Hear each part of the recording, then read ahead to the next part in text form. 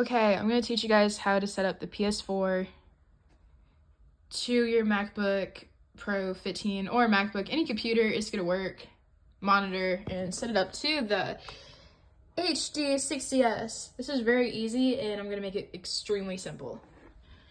So the first thing you're going to do is you're going to plug in your PS4.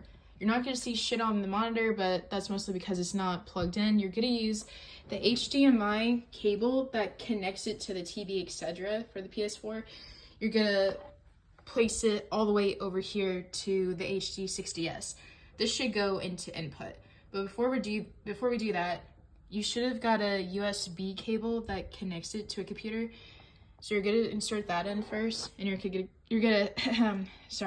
should connect it over to your computer. That could be computer, laptop, whatever. Now we're gonna insert this in.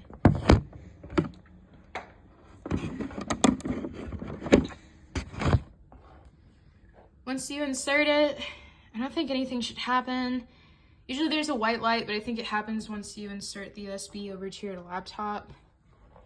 And then the next thing you're gonna do, the monitor itself, you're gonna plug in along with your laptop. Make sure your laptop is charged for all this, because if you stream, it's gonna drain the fuck out of your computer.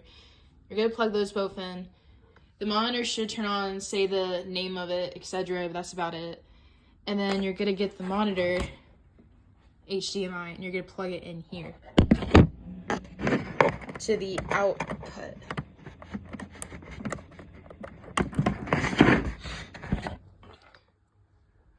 Okay, now that this happens, you should be getting the screen, etc., and then you should be getting it on the actual, what's it called? Game Capture HD or OBS, whatever you want. This should set up immediately, and you should be A-okay.